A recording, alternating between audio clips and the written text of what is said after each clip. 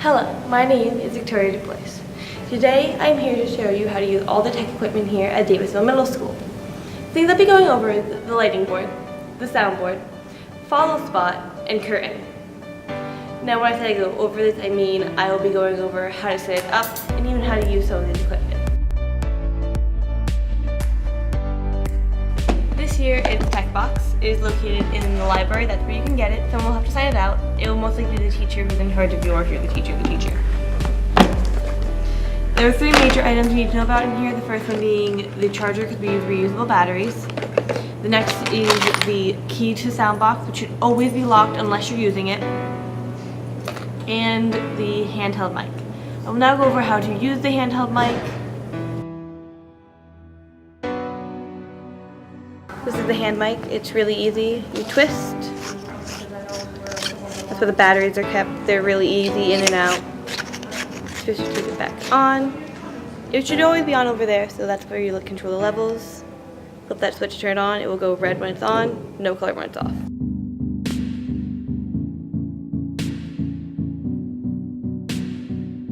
So the first thing I'm going to go over is the sound system. Some key things to know is that usually it is locked.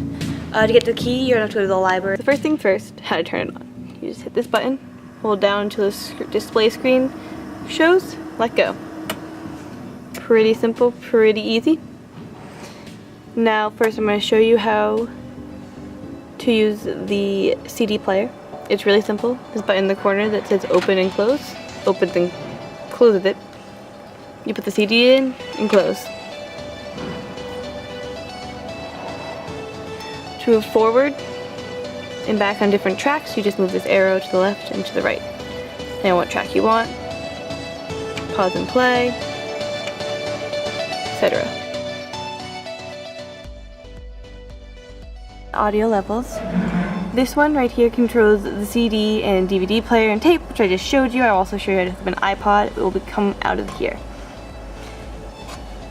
These are the two hanging lights. They're all labeled, but these are the two hanging lights. I'll show you where those are. These are the floor mics, which I don't know if I'll get to show you how to set up, but they're pretty easy. And this one is the wireless mic, and this is the handheld mic. Key things to note about this: you do not want to make any of the audio levels the same. You can get feedback. The only ones that are allowed to be the same are the hanging lights and the floor lights. Those levels should always be the same. And you'll understand feedback and all that. It's not that big of a deal, so don't worry too much about it.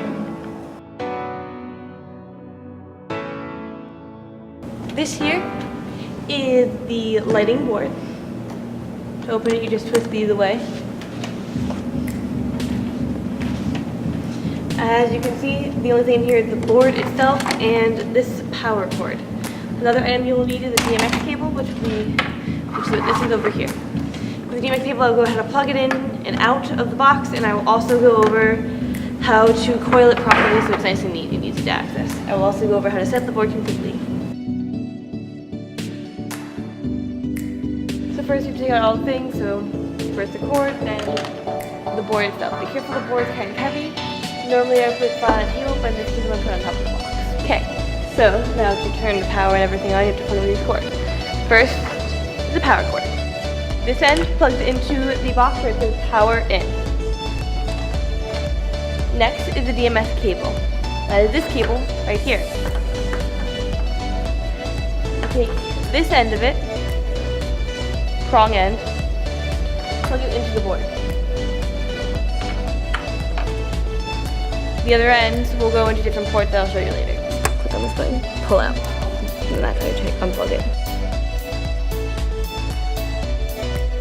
Show you how to use the DMX cable, which is the one that's separate, this one, and how to plug it into the light board. It's a little more complicated. It's not on the front of the stage, it's actually backstage. So right now I'm at the soundboard. If you go to the right, you'll see another box. Now if you go along the side of this box, you'll see a little control, and right on it, it says light control.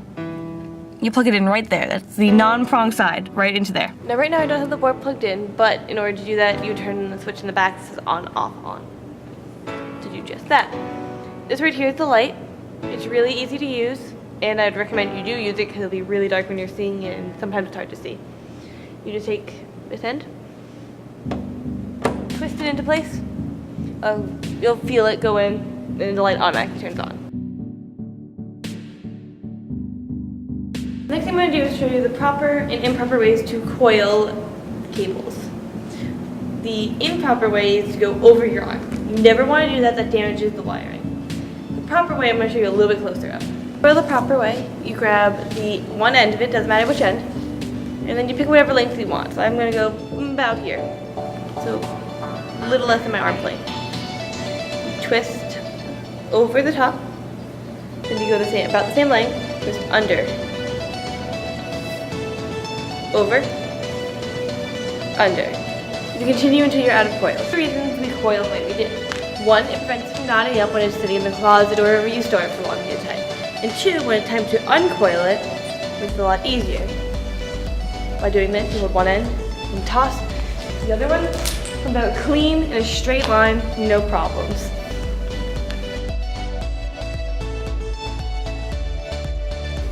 This here is the follow stick. It's one of the more expensive equipment and it's also really heavy.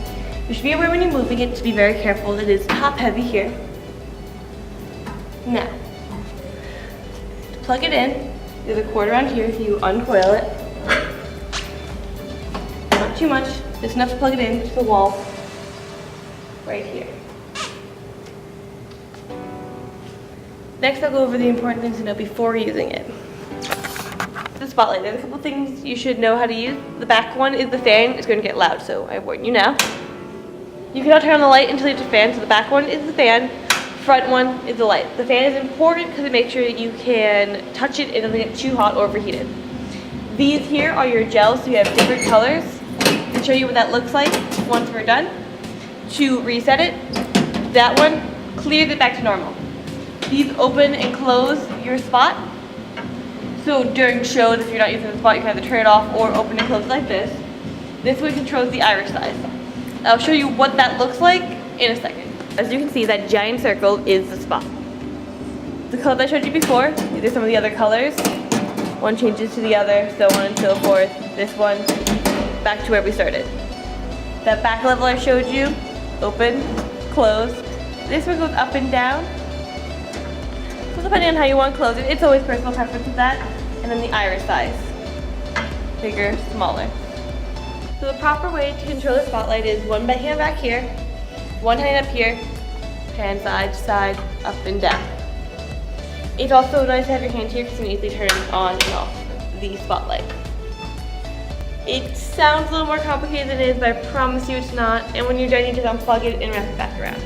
Once again, remember, be careful when you're moving it because it is heavy. It is best to have it all the way back like this. Therefore, you know it's not going to tip forward and you have a little more control over it. I'll be showing you how to use the curtain. It's important to note you have to go hand over hand. You also don't want to go choppy like this. You want to go more smoothly, just go as fast as you can. It looks smoother and better overall. Next, I'm going to show you how to open and close it. The one towards you, the closest to you when you're standing where I am standing, which is the back of it, farther away from the wall. That closes it. The other way opens it. Now I'm going to show you a video. So this is what it looks like when you're going very slowly and kind of jabbing and not smooth.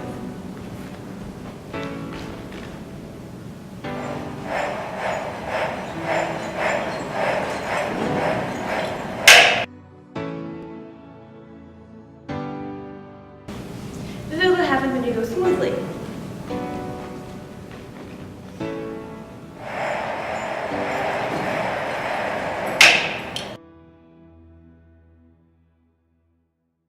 Side curtains. Those are really easy. You have to do them by hand.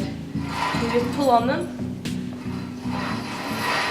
and they'll cover up. There's two of these, so you want to make sure one's all the way to one side, one's all the way to the other, and they meet in the middle. For the start of any show, the stage should look something like this. As you can see, all the black curtains are closed except for the center one. This gives it a more professional look. Now if you look over here, it's open a little bit. When you're doing shows and that happens, it's okay. The wall is black and the chairs would not be there. So don't worry too much about them, but do be aware of them. Thank you so much for taking the time and watching my video. I hope you found it useful. Before I go, I would like to thank everyone here at Davisville Middle School. Without you guys, I would not love theater as much as I do today. A special thanks for Mrs. Young for being my mentor throughout middle school, into high school. Without her, I would not have the chance to run a lot of the equipment I have run, and I would not have the knowledge to share back with you how to do everything. So thank you, Miss Young, thank you, Davisville Middle School, and thank you everyone who helped me along my way.